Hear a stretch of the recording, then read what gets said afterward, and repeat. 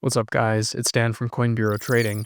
Today, we're going to take a look at something I'm sure you've all been wondering, and that's why it is that Bitcoin hasn't been pumping more when we have all these companies buying up billions and billions of dollars worth of Bitcoin. Of course, like the recent Israel-Iran conflict notwithstanding, there's constantly these big buys of Bitcoin, but Bitcoin seems to be stuck.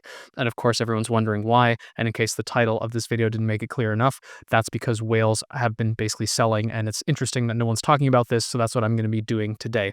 If this is the kind of content that you enjoy, then be sure to smash that like button, subscribe to the channel, and ping that notification bell. Before we get started, do keep in mind that nothing in this video is financial advice. It's just my personal analysis of the crypto market. Your analysis could be different, and if it is, that's awesome, because the more difference of opinion that we have, the better traders and the better investors we're all going to become. So again, guys, just to really underscore the point I was just making, of course, some of you guys might have heard that MicroStrategy recently bought $1 billion of Bitcoin. This was just a few days ago. I'm filming here on the 19th, and this was a purchase that was made on this, or I guess announced on the 16th. Maybe it happened just before that. But of course, you have MicroStrategy making all these big purchases. You have new kind of like Bitcoin treasury companies emerging. Like even Trump's media group is apparently raising $2.5 billion to buy Bitcoin. And of course, you would imagine that some of that is going to be priced in, right? That like people are anticipating that these buys are coming. So people will be buying in anticipation of that. And we've even seen, like lots of spot Bitcoin ETF inflows despite this Iran-Israel conflict. And again, that begs the question is like, how is it possible that you have all these like literally billions of dollars of Bitcoin buys or like hundreds of millions like every single day, but the price hasn't budged? And as I noted before, as I'm going to note again, the answer is that whales have been selling. So what you guys are looking at here is Glassnode. For those of you who aren't familiar, Glassnode basically looks at like on-chain analytics of different cryptos, mainly Bitcoin, Ethereum, and these larger ones. But right now, what we're looking at is basically a very long-term chart here. I think looking over the last 15 years of how much of Bitcoin supply is held by wallets that have a balance between 1,000 BTC and 10,000 BTC. So these are kind of like, for all intents and purposes, like the biggest whales. Of course, you can get even bigger. You can go to entities with a supply of 10,000 Bitcoin to 100,000 Bitcoin and even higher than that. But of course, when you're getting really into these super high balance wallets, then you're really getting into like ETFs and exchanges and stuff like that. Even for these ones here between 10,000 and 100,000 Bitcoin, you can see that the trend has been on a decline as well. But of course, the most striking chart here is the basically the percentage of the supply of Bitcoin supply held by wallets with balances between 1,000 and 10,000 BTC. You can see that this has been on a steady decline basically since the previous crypto bull market. It rose a little bit in 2024, and we've seen a massive offloading of BTC from these whales ever since Bitcoin started rallying up to $100,000 when Trump got into office, and I don't think that's a coincidence. And here's the thing that's really interesting, guys, because you're hearing all these stories about, all these really big investors that are buying Bitcoin and like all the smart money is buying Bitcoin. But what's interesting is that yes, this is like the quote unquote smart money, but they're not like the whales, if that makes any sense. And you can actually see here that while these actual crypto whales have been offloading, like the biggest of the big Bitcoin holders, they're the ones who have been offloading like crazy. And meanwhile, these kind of like quote unquote smart money investors, people with a few hundred, a few billion, have been basically aggressively buying up Bitcoin here, as you can see with the supply held by wallets, or I guess by balances of between 100 Bitcoin to 1,000 Bitcoin. So you're talking, like people who are like millionaires, maybe billionaires, who are accumulating Bitcoin around the margins. They've been basically aping in ever since Bitcoin got above $100,000, and that whole time you've seen whales just aggressively distributing into that. And you might think, oh, but it's the ETFs, oh, it's exchange balances or whatever.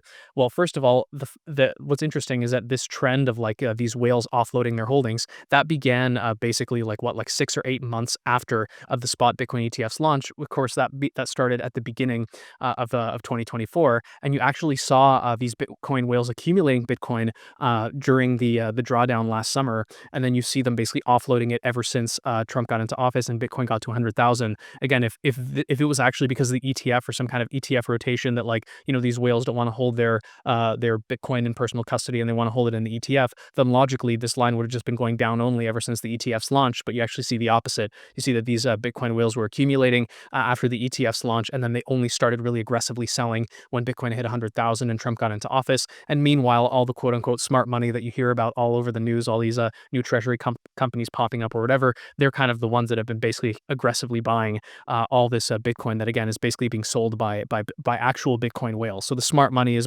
basically buying from the smartest money, if that makes any sense. sense.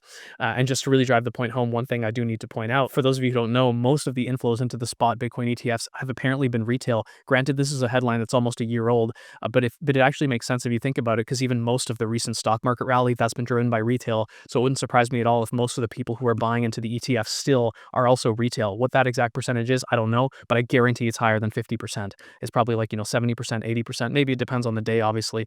But the point being is that what you're basically seeing, guys, is smart money and retail aping into Bitcoin as it's hovering around $100,000 here. And you're seeing basically the biggest Bitcoin whales aggressively offloading as that happens. But of course, they still have quite a bit of supply left to sell, right? So this brings me to what I think is basically going to happen for Bitcoin. Spoiler alert, I think that Bitcoin is following something very similar to silver during the 1970s. This is something I've talked about before, and I'm going to be talking about it again because I just find it so fascinating. So just to quickly recap, silver during the 1960s and 70s followed a 6-year cycle, and then during that third 6-year cycle, it basically exploded upwards and went parabolic, and that was basically because a small amount of entities had basically accumulated most of the supply. Basically, the Hunt brothers, these three brothers, they bought something like, I think, a third of silver's liquid supply. And what's interesting is now for Bitcoin, we're seeing almost the exact same thing, where instead of 6-year cycles, we have 4-year cycles kind of spanning here from the late 2010s into the 2020s, and we can see that now we're approaching basically this third peak of the, or I guess you could say, yeah, like the third cycle, the third kind of peak here. And you can see that when silver got above that, that long-term resistance trend line from the previous cycles, that it just went parabolic. And I think we're about to see the exact same thing for Bitcoin, especially because we're seeing the same thing in terms of the supply dynamics, where you basically have a handful of entities that are really aggressively accumulating Bitcoin, namely MicroStrategy and what have you. If you actually look at these entities that have been buying Bitcoin and like buying and holding, they also make up roughly a 30% of Bitcoin's circulating supply, like once you factor out all the lost Bitcoin and stuff like that.